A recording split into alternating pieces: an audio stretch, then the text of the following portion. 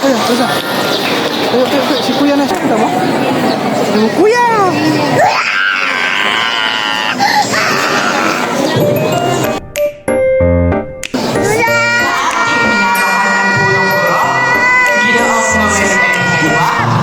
Sa ating masipag na pagdistrito, supervisor sa mga pampublikong paaralan, Ginoong George Liselio, mga panauhin, mga guro na iniilaw at gabay namin sa landas ng pagtulungan, mga magulang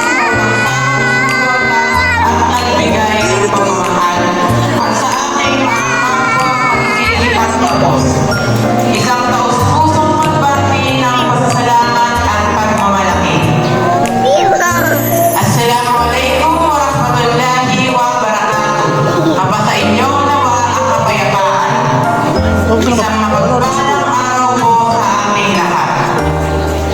Ang araw na ito ay isa sa aming pinakahinihintay. Ang araw ng ating pagtatapos. Ngayon, ating pinagdiriwang ang bunga ng ating mga pagsisikap at pagtsatsaga. Hindi man naging madali ang ating paglalakbay, marami kami napuyan, pagod at lungkot ang ating hinarap. Ngunit hindi ito naging hadlang para tayo sumuko. Sa kabila ng lahat, nandito tayo ngayon, punong-puno ng kasiyahan at sinisilayan ng ating mga magulang na nagmamalaki sa atin. Bilang mag-aaral at kami tumataas ng karangalan, ako ay hindi lamang tumatalabing sa sariling tagumpay, kundi sa Tahimik ka, may isa. tagumpay natin lahat. Alam namin sa ating sarili na ang bawat isa ay may laban na nalagpasan at iyanalo. Hindi ito tungkol sa patalasan ng utak o kung sino matalino, bagkus kung sino hindi sumuko. Sa aming mga guro at magulang, kayo po ang tunay na bayani. Ang nagbigay sa amin ng lakas ng loob at gabay sa landas na aming tinahak. Maraming salamat sa inyong malasakit at sakripisyo. Kayo po ang naging pundasyon ng aming lakas tungo sa inaabot naming pangarap. Saan kuya? Saan kuya? Para naman sa kapwa kong magsisipag tapos, ito ay ang simulan pa lamang. Alam natin marami pa tayong pagdadaanan. Pero huwag tayong matakot at sumuko sa hamon ng buhay. Patuloy tayong mangarap, magsikap at maging inspirasyon sa mga susunod sa atin. Ang tema ng ngayong taong pagtatapos, henerasyon ng pagkakaisa, kaagapay sa bagong Pilipinas. Ang buhay natin ay tila kwentong nakalimbag sa isang libro. Natapos na natin ang isang pahina, kaya tubukan na tayo ng panibago. Ang pahinang ito ay para hakbang na ating tatahakin bilang mga mag-aaral.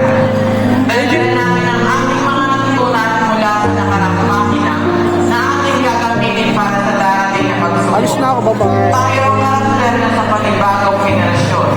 Henerasyon na pinado at pinagtibay ng tadhana para magkaroon ng papel at maging kapakipakinabang sa pagmundal ng ating bansa.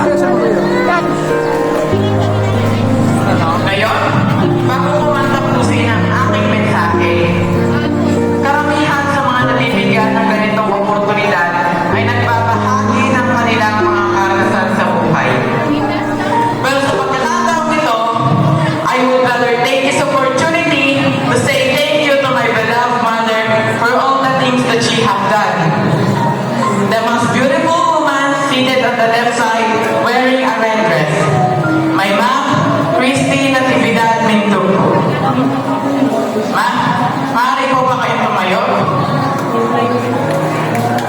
Everyone, please take a look at my mother. Pero saglit lang po dahil mahihain yan. And let's give her a big round of applause.